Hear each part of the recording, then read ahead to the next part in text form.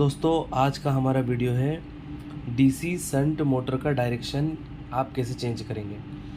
तो नॉर्मली दोस्तों आपने पावर प्लांट्स में देखा होगा कि हमारा डीसी जेओपी और टीडीबीएफपी के डीसी एलओपीज़ में हमारा डीसी मोटर लगा हुआ होता है। मेन टरबाइन में भी हमारा डीसी जेओपीज़ और ये लगा हुआ होता है। तो वहाँ पे डीसी शंट मोटर होता है। अगर यदि उसका डायरेक्शन आपको चेंज करना होगा तो आप कैसे आप चेंज करेंगे। तो मैं इसमें सबसे पहले आपको दो नोमेनक्लेचर लिखाऊं। अगर यदि स्टैंडर्ड होगा तो उसमें आर्मेचर टर्मिनल को A1 A2 लिखता है, सीरीज फील्ड को S1 S2 लिखता है और शंट फील्ड को F1 F2 लिखता है। और अगर यदि IC स्टैंडर्ड को अगर यदि फॉलो किया होगा तो आर्मेचर को सेम A1 A2 लिखेगा नेमा जैसा, और सीरीज फील्ड के लिए ये D1 और D2 लिखता है, लेकिन और शंट फील्ड के लिए ये E1 E2 लिखता है। तो जब भी नोमेनक्लेचर हो तो इस तरह से आपको नेमा और आईसी के बारे में पता होना चाहिए।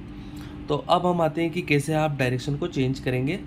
तो सबसे पहले अगर यदि हमारे पास एक शंट मोटर है तो शंट मोटर में क्या होता है दोस्तों, एक होती है हमारी फील्ड वाइंडिंग होती है। तो ये मैंने बना दी हमारी एक फील्ड वाइंडिंग। तो दोस्तों मैं अभी नेमा के स्टैंडर्ड को क्यों फॉलो कर रहा हूँ, तो मैं उसमें अगर यदि हमारी ये हो गई शंट वाइंडिंग अगर यदि हमारी है तो इस शंट को हम क्या लिख देंगे यहाँ पर नेमा के अकॉर्डिंग F1 और F2। शंट मतलब हमारा क्या हो गया, ये वही फील्ड वाइंडिंग। ठीक है, इसको फील्ड वाइंडिंग या शंट वाइंडिंग आप भी बोल सकते हैं। मैंने इसका नाम दे दिया फील्ड वाइंडिंग। ठीक है, अब इसी के साथ में क्या होगा, हमारा एक आर्मेचर, ये हमने आर्मेचर बना दिया हमारा। ठीक है, तो दोस्तों ये हो गया हमारा आर्मेचर। तो आर्मेचर में हमारे टर्मिनल्स का नाम क्या होगा, तो पहला टर्मिनल का नाम आर्मेचर का क्या देंगे हम, A1,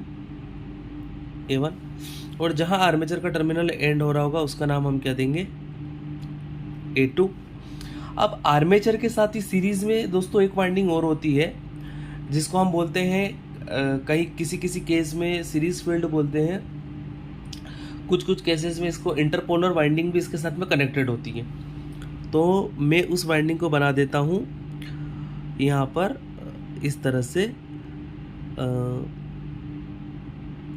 इसको नॉर्मली मैं इंटरपोलर वाइंडिंग के नाम से मैं बोल रहा हूँ। तो ये इंटरपोलर वाइंडिंग हमने यहाँ पे कनेक्टेड कर दी।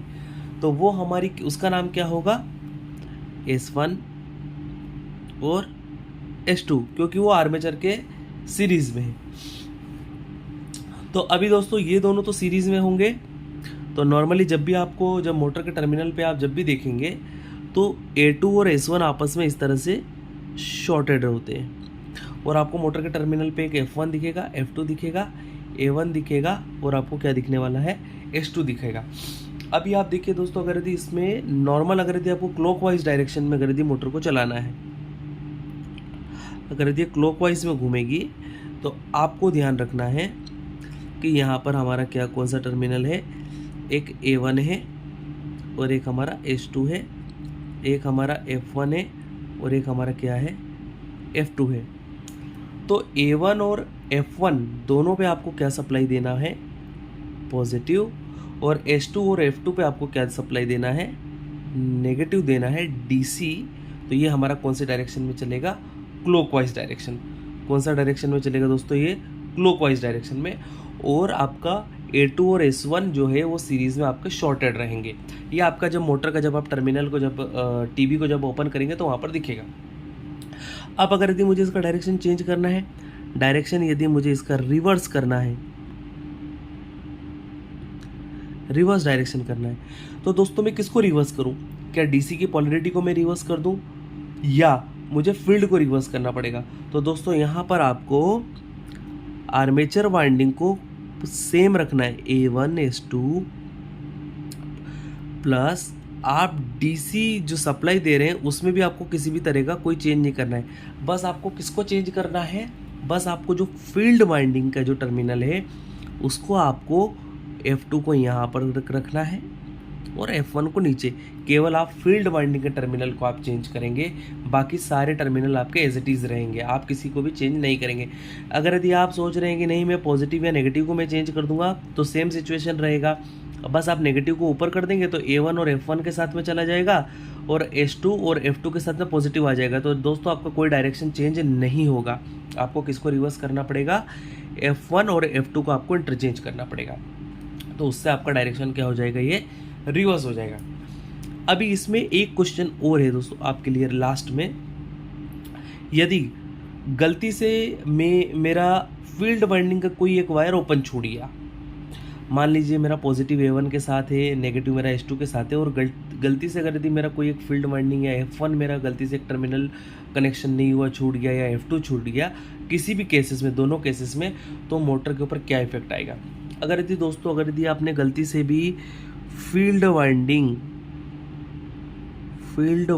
को अगर यदि आपने ओपन छोड़ दिया, तो डीसी शंट मोटर के केस में क्या होता है? स्पीड जो होती है वो इन्वर्सली प्रोपोर्शनल होती है फ्लक्स के। तो दोस्तों अभी आपकी स्पीड इन्वर्सली प्रोपोर्शनल हो गई फ्लक्स के। फ्लक्स का मतलब क्या हुआ? Field winding. फ्लक्स कौन बना रहा है यहाँ पर? फील्ड वाइंडिंग के थ्रू आपका फ्लक्स जनरेट हो रहा है, और फील्ड वाइंडिंग आपने ओपन कर दी, मतलब आपने फ्लक्स को क्या कर दिया? कम कर दिया, डिक्रीज कर दिया। अगर यदि आप फ्लक्स को अगर यदि यहाँ पे नीचे की तरफ घटाएंगे तो आपकी स्पीड क्या होगी? बढ़ती चली जाएगी। और दोस्तों आपकी स्पीड इतनी अनंत की तरफ बढ़ेगी और आपकी मोटर क्या हो जाएगी? डैमेज हो जाएगी। इसलिए कभी भी आपको फील्ड वाइंडिंग को ओपन इस सिचुएशन में कभी भी आपको नहीं छोड़ना है। Okay, thank you.